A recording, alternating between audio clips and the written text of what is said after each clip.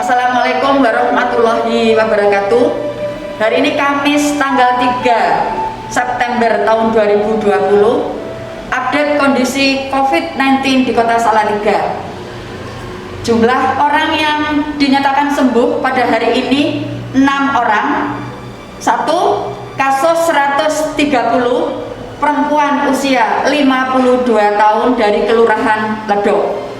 Kemudian kasus 133, laki-laki usia 74 tahun dari Kelurahan Nogorejo.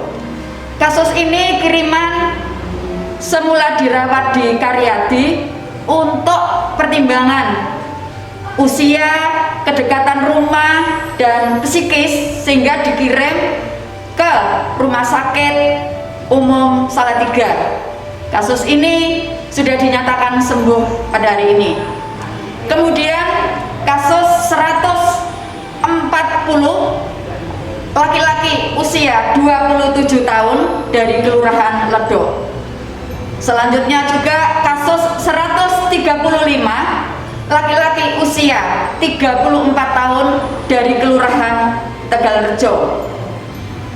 Kasus 141, perempuan usia 63 tahun dari Kelurahan Nogorejo, merupakan istri dari kasus 133. Dan yang terakhir, kasus 145, perempuan usia 59 tahun dari Kelurahan Blotongan.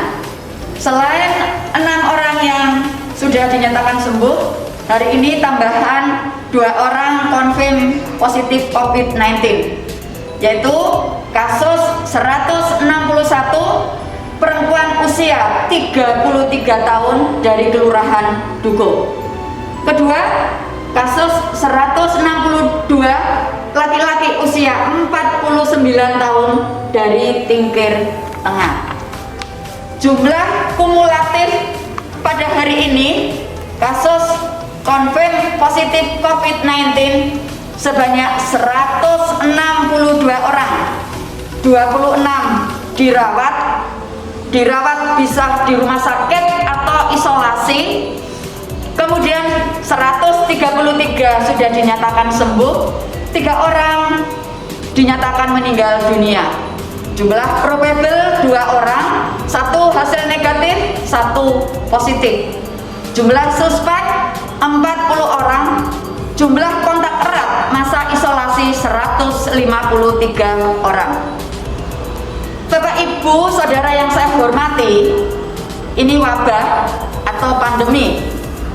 Penanganan yang kami lakukan adalah sesuai atau menganut pedoman dari Kemenkes, yaitu yang terbaru revisi 5. Penanganan kasus ini menjadi rujukan kami, tetapi kami tetap melihat kasus per kasus. Jadi masing-masing individu atau kasus bisa berbeda. Contoh, penanganan kasus konfirm positif menurut pedoman yang dengan gejala dirujuk ke rumah sakit, yang tanpa gejala isolasi mandiri.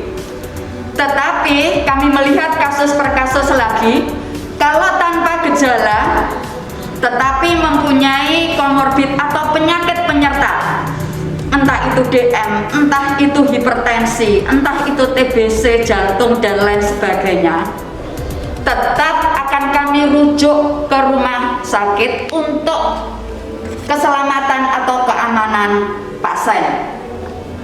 Selain itu, atau juga ada pertimbangan medis yang lainnya.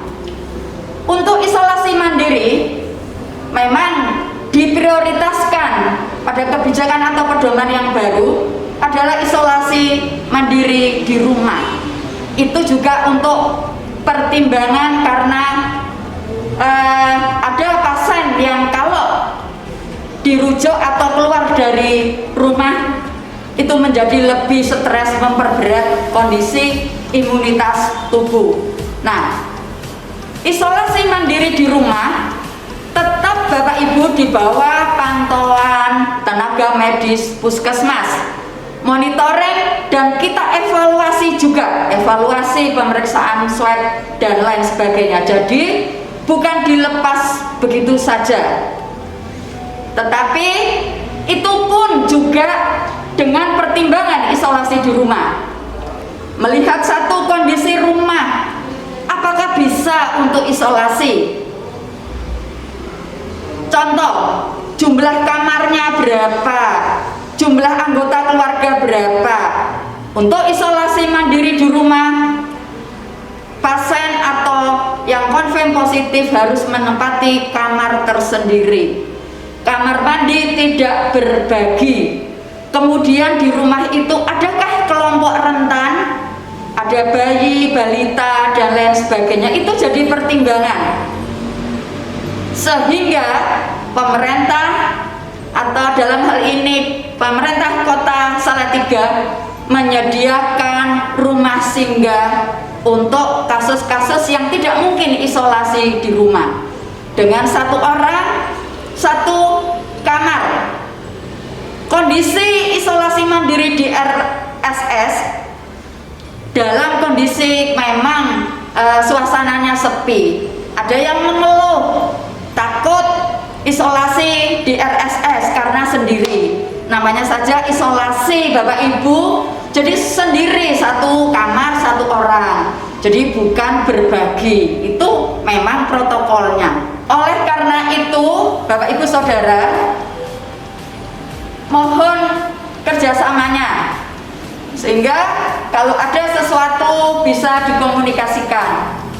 Hal yang menyangkut pasien secara individual itu adalah yang untuk komunikasi atau tahu persis kasus ini adalah teman-teman dari puskesmas yang melihat situasinya harus seperti apa, sehingga kasus ini tidak ada diskriminasi siapa harus dibawa ke RSS, siapa yang harus diisolasi mandiri di rumah atau di rumah sakit. Semuanya dengan pertimbangan medis dan lainnya. Bapak Ibu Saudara yang kami hormati, mohon kerjasamanya.